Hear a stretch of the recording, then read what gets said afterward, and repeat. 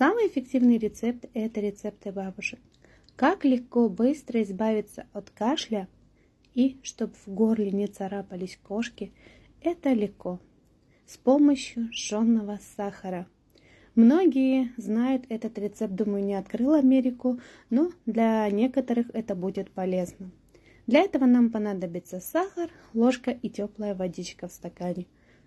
Разогрели сахар в ложке, как показано на видео, и все. Добавили в воду, перемешали и выпили вот такую красивую карамельную водичку.